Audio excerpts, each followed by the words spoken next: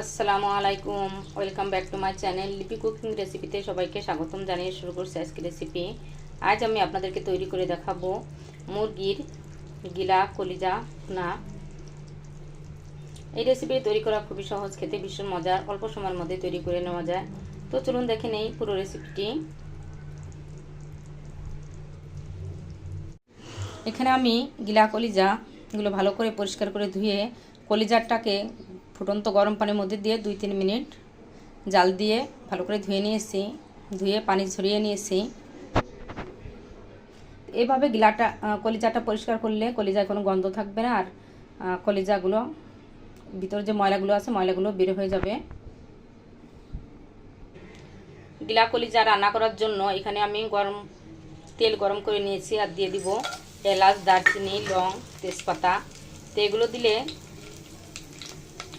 সুন্দর একটা ফ্লেভার আসে। গরম তেলের মধ্যে দিলে আমি 30 সেকেন্ডের মতো গরম মশলাগুলো ভেজে নিব। এখন দিয়ে দিব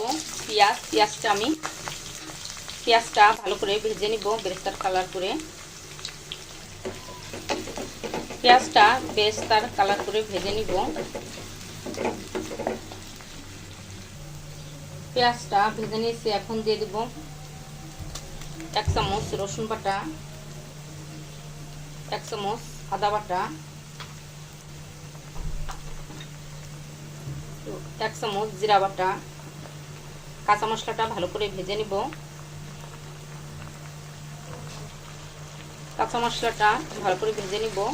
আর কাঁচা মশলাটা ভাজার সময় কাঁচা মশলাটা সেটে এর জন্য দিয়ে দিব লবণ। আমি 1 চামচ লবণ নিয়েছি, আর লবণটা দিলে মশলাটা সেটে না ভাজার সময়। ভালো করে কাঁচা মশলাটা ভেজে নেব, কাঁচা মশলা যে কাঁচা স্মেলটা না থাকে। আদা, রসুন, জিরা ভালো করে ভেজে নিয়েছি বাটা মশলাটা। এখন দিয়ে দিব 1 চামচ হলুদের গুঁড়া, 1 চামচ মরিচের গুঁড়া,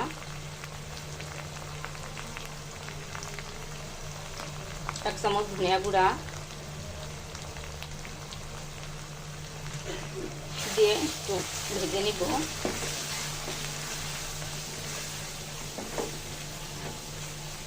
কষানোর জন্য দিয়ে দিব আমি এখন মশলাটা কষিয়ে নিব। কষানোর জন্য দিয়ে দেবো সামান্য পানি। পানিটা দিয়ে ভালো করে মশলাটা কষিয়ে নিব। আর মশলা যত ভালো কষানো হবে রান্নাটা তত ভালো হবে, খেতে স্বাদ হবে।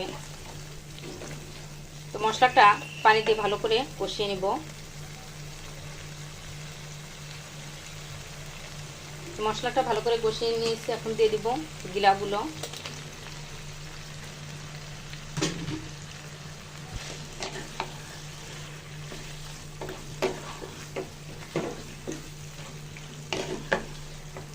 গিলাটা দিয়ে ভালো করে কষিয়ে নিব। গিলাটা কষানোর জন্য সামান্য পানি দিয়ে এখন ঢেকে দিব। ঢেকে ভালো করে কষিয়ে নিব। ঢাকনাটা তুলে দেখাবো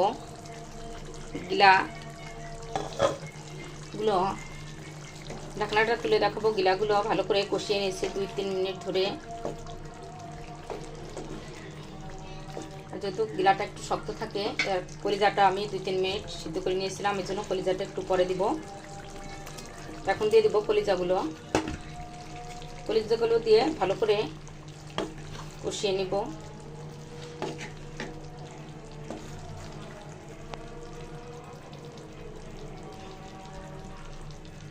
কলিজাগুলো দিয়ে ভালো করে কষিয়ে নিব।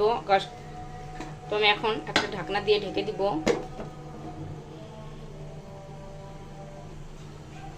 ঢাকনাটা তুলে দেখাবো কলিজাগুলো ভালো করে কষিয়ে নিয়েছি।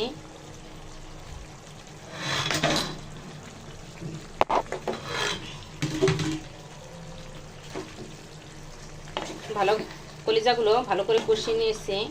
এখন সিদ্ধ 3-4 মিনিট ধরে আমি কষিয়ে নিয়েছি। আর সিদ্ধ হওয়ার জন্য দিয়ে দিব পানি।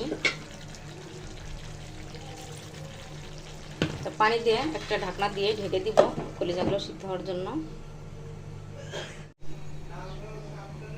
ঢাকনাটা তুলে দেখাবো গিলা কলিজা ভুনাটা কেমন হয়েছে। তো এখানে গিলা কলিজাটা সিদ্ধ হয়ে গেছে আর ভুনা হয়ে গেছে। আমি যতটুকু এভাবে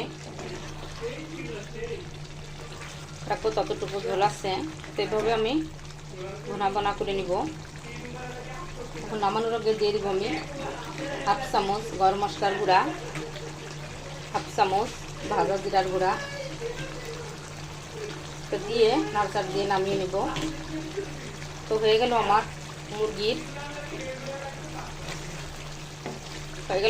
মুরগির গিলা কলিজা ভুনা।